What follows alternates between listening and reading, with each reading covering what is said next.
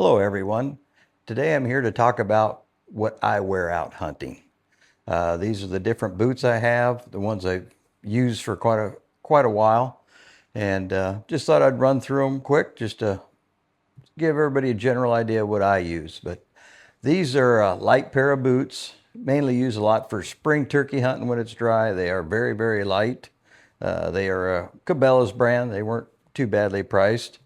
Next, I got 800 grains of Thinsulite Rocky boots, and they've been exceptional boots. These two pair, and these are 1200 grain. I ended up buying these at the same time. As buy one, get one half off. And these two pair I've probably had for about 20 years now. They've worn great. Of course, I've worn these a lot more, and I only wear them mainly hunting, maybe some scouting, shed hunting, stuff like that. These are, I'd say, fairly heavy boots. Of course, if you can keep your feet warm, fine.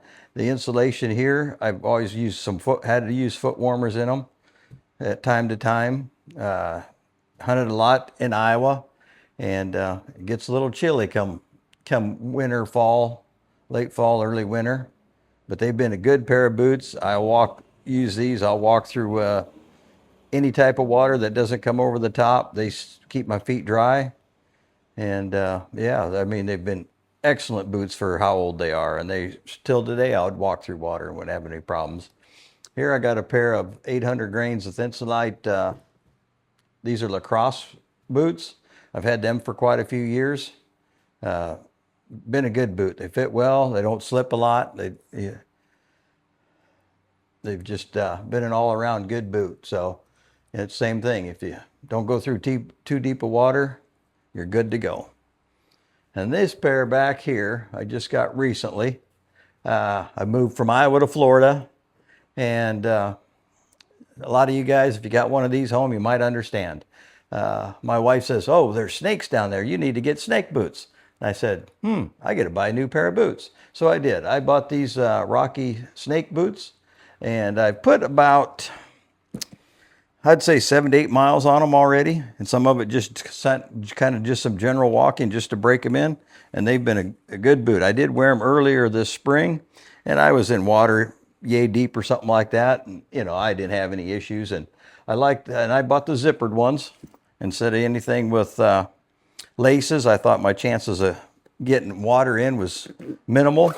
Zip up nice. Then you got this fold over, sit tight against your leg, helps on gaps. And I thought, well, if I do get into some water deeper than this, hopefully I don't get much seepage in there. But we never try to walk in too deep of water, but it does happen. And I found out with these, this is a handy device. I know the first few times I went to try to pull them off like that, and the length of them, and being Gore-Tex and thick, they were a little tough. So bought one of these, makes life a lot easier. But yeah, this is the footwear I use. They've all been excellent boots so far. Even these, like you said, being for new, I mean, didn't take much to feel like they were broke in. But these are the hunting boots I've come to use a lot. And like I said, these two pairs are about 20 years old, and don't plan on replacing them anytime soon. But here you go. Thanks for watching. Earlier in the video, I talked about foot warmers for these boots. I was just going to show you quick what I got. I got these Thermacell with the battery pack. They're rechargeable. They're great. They work great. I mean, it's got settings on here. If you need no heat, medium, high.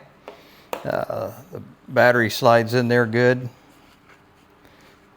And I like them better than trying to put other foot warmers in there. The only thing I found out right away, you got to pull the sole of your boot out to get these to fit in there, to fit good. And it is kind of different walking on these. But if you're walking a lot, you don't really need them. But they work exceptional. And also when it's really cold out, I'd say it gets down to the 15 or lower. I take these toe warmers and I put them on top of my foot, not underneath, on top. So when the cold air tries to come in over the top of the boot, it helps block that out too. So that's made a big difference when I've been trying to sit a long time. And like I said, these back in Iowa, when it got cool, late in the bow season and stuff, this is what I went to so I could sit out there longer. If I wasn't walking far, I would turn these on as soon as I put my boots on. And my feet never felt like they overheated. They felt pretty comfortable.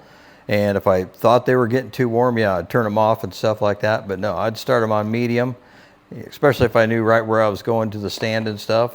Just pop them on, walk on in, sit down, and no, it made me able to sit for quite a few hours and stuff like that. All day sits too. When it started out to be, like you said, about 15 degrees and was only getting up into 40, 45. So no, these are an added benefit to these heavier boots too. And you could go lighter boots too. And socks, get a nice moisture wicking sock so your feet don't sweat. That's huge also. So, so I thought I'd just throw that out there too, in case somebody else needs something else to keep your feet warm, because that's where most people lose it, is in their feet first. So I know they got all these warming vests to keep your core warm, but your feet need to stay warm too. But like I said, I've put these on top of my sock and not underneath, because it seems like there's a lot of cold air that comes in through the top. So that's one of the extra things I've used over the years to help. So yeah, besides that, well, any of this helps. I'm hoping that it helps somebody out. So like you said, the longer you can sit in the stand, the better. So, but that's all I got today. So we'll say over and out, and we'll catch you on the flip side.